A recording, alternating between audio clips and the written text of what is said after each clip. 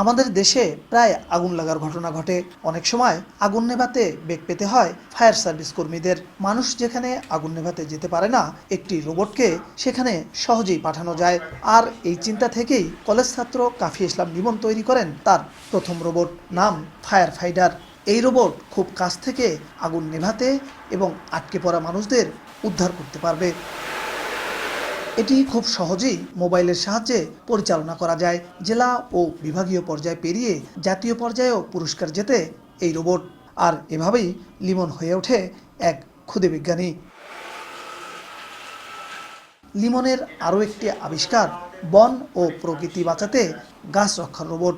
এই ডিভাইস গাছে লাগানো থাকলে ওই গাছ কাটতে গেলে কিংবা ফুল বা ফল নেয়ার জন্য স্পর্শ করলে গাছ স্বয়ংক্রিয়ভাবে আওয়াজ করবে।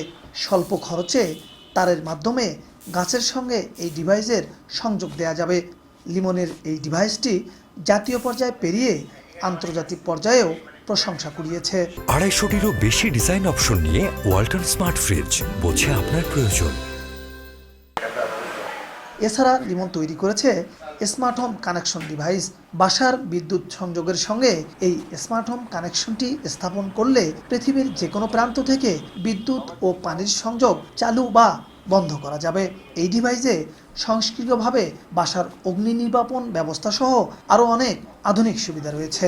আধুনিক বিশ্বের সঙ্গে দেশকে প্রযুক্তিতে এগিয়ে নিতে তার এই চেষ্টা বলে জানায় লিমন। আমরা যে বর্তমানে যে সমাজ বা বর্তমান যে যুগ আসতেছে, সবাই আমরা আবার প্রযুক্তির খারাপ দিকটাই বেশি ব্যবহার করতেছি, যেরকম গেমে আসক্ত, তারপর মোবাইল ফোনে আসক্ত বা ইন্টারনেটে আসক্ত। এই আসক্ত থেকে বের হয়ে আসে আবার প্রযুক্তিকে কিভাবে আমরা ভালো কাজে ব্যবহার করব, এই জন্য আমার উদ্যোগ নেওয়া। ইনশাল্লাহ এগুলোর মানুষের সুফল আসবে। যেরকম ফায়ার ফাইটার রোবট, এইটা আন্তর্জাতিক পর্যায়ে সিলেকশন হয়েছে এবং এটা বাস্তবায়নও হচ্ছে। তারপরে হচ্ছে গাছ যে কথা বলে, এই ডিভাইসটা একমাত্র আমি আবিষ্কার করছি। এটার ফলে আমাদের যে বনে যে গাছ নিধন, এই গাছ পাচার রোধ করা যাচ্ছে। এই যে এই সব সুফলগুলো আমাদের যেটা আন্তর্জাতিক পর্যায়ে বলেন বা আমাদের দেশের জন্য বলেন, সব সুফল বয়ে আনবে। এসব রোবট তৈরি করে অনেক স্বীকৃতি পেয়েছেন লিমন। জাতীয় পর্যায়ে ছাড়াও আন্তর্জাতিক পর্যায়েও দেশের হয়ে কয়েকবার অংশ নিয়েছেন লিমন। এসব আবিষ্কারে মুগ্ধ এলাকাবাসী।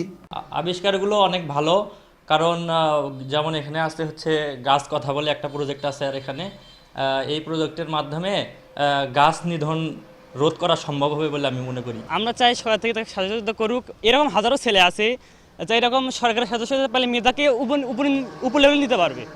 তাই আমরা আশানুবাদ করি সরকার থেকে কোনো সহযোগিতা করা হয়। ও যেটুকু চেষ্টা করতেছে, চেষ্টাটা সফল হওয়া সম্ভব তখনই যখন সে অন্যদিক দিয়ে সাহায্য সহযোগিতা পাবে, কিন্তু একা একা করা সম্ভব নয়।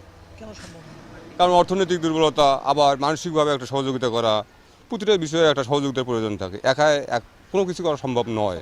লিমনের এই কার্যক্রম গতিশীল রাখতে সার্বিক সহযোগিতা করা হচ্ছে বলে জানান উপজেলার শীর্ষ কর্মকর্তা।